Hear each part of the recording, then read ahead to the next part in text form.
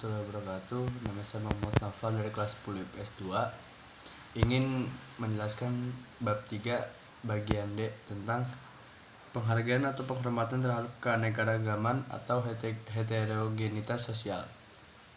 Dalam masyarakat modern, keanekaragaman etnis atau suku bangsa, ras, dan budaya merupakan keniscayaan hal ini. Hal ini disebabkan oleh kemajuan arus informasi, komunikasi, dan transportasi.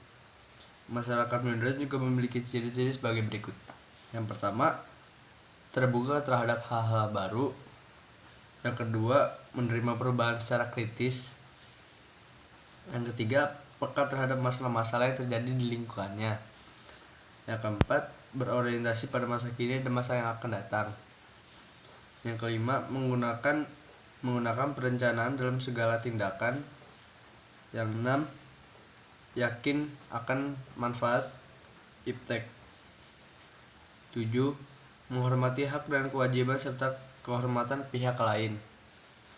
8. Tidak tergantung pada nasib, selalu mencari solusi terhadap masalah yang dihadapi. 9. Senantiasa memiliki informasi yang lengkap mengenai pendiriannya. Yang terakhir, yang 10. Yakin pada potensi atau kemampuan yang dimilikinya dan mampu mengembangkannya. Sudah dijelaskan di atas bahwa masyarakat Indonesia terdiri dari berbagai suku bangsa, kelompok mayoritas, kelompok minoritas. Dari kenyataan di atas dapat kita katakan bahwa Indonesia adalah sebuah masyarakat yang sistem nasionalnya Bhinneka Tunggal Ika, mempersatukan beraneka ragam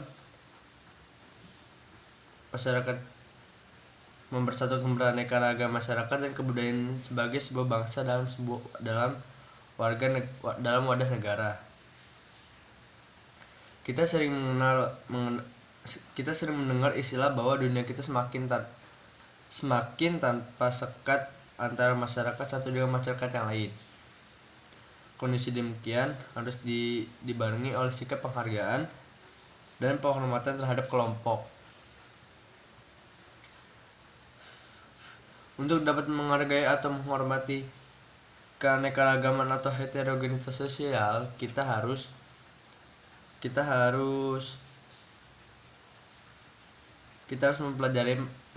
mempelajari, memahami, dan menerapkan konsep masyarakat multikultural. Keanekaragaman dalam masyarakat ini memiliki beberapa karakteristik. Menurut Pierre L. van den Berg, karakteristik beragaman tersebut adalah sebagai berikut. 1. Terjadinya segmentasi atau pembagian ke dalam kelompok-kelompok yang seringkali memiliki subkebudayaan yang berbeda satu sama lain. 2. Memiliki struktur sosial yang terbagi dalam lembaga-lembaga yang bersifat non-komplementer, tidak saling melengkapi. 3. Kurang mengembang konsensus atau kesepakatan di antara anggotanya tentang nilai-nilai yang bersifat dasar. 4. Secara relatif sering terjadi konflik antar kelompok yang satu dan yang lain. 5. Secara relatif integrasi sosial tumbuh di atas paksaan dan saling tergantung dalam bidang ekonomi. 6. Adanya dominasi politik oleh suatu kelompok atau kelompok lain atas kelompok lain. Di dalam masyarakat multikultural, perbedaan kelompok sosial, kebudayaan, dan suku bangsa dijunjung tinggi. Namun, hal itu tidak berarti bahwa ada kesenjangan atau perbedaan hak dan kewajiban di antara kelompok sosial, kebudayaan, dan suku bangsa yang berbeda itu. Masyarakat multikultural tidak mengenal perbedaan hak kewajiban antar kelompok, minoritas, dan mayoritas, baik secara hukum maupun sosial.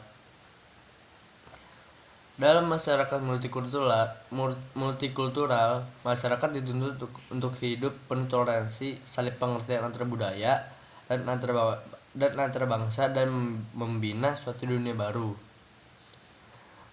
Dalam multikulturalisme, bangsa-bangsa duduk bersama, saling menghargai, saling membantu, dan tidak memandang apakah suatu kelompok masyarakat merupakan kelompok mayoritas atau minoritas, sehingga tidak terjadi dominasi mayoritas dan tirani minoritas.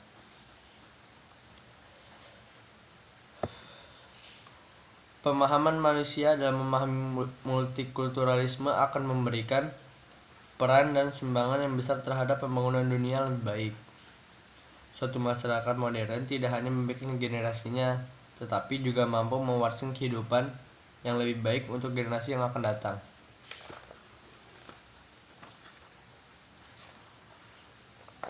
Ada 3 dasar yang dapat dijadikan acuan untuk pendidikan multikultural, yaitu sebagai berikut. Yang pertama, pengakuan terhadap identitas budaya lain. Terkandung di dalamnya suatu pengakuan terhadap budaya, terhadap kekuatan yang dimiliki, sehingga akan muncul sikap jujur untuk mengakui keunggulan yang dimiliki budaya tersebut. 2. Adat, kebiasaan, dan tradisi yang hidup dalam suatu masyarakat merupakan tali pengikat kesatuan perilaku di dalam masyarakat. 3. Kemajuan yang diperoleh kelompok-kelompok tertentu di dalam masyarakat dilihat juga sebagai sumbangan yang besar bagi kelompok yang lebih luas, seperti negara. Dengan dasar itu akan tercipta suatu masyarakat yang harmonis dalam negara kesatuan Republik Indonesia. Dalam hal ini, sosial masyarakat multikultural begitu strategis dan dibutuhkan dalam rangka mewujudkan masyarakat Indonesia yang ideal dan lestari. Sekian dari saya. Wassalamualaikum warahmatullahi wabarakatuh.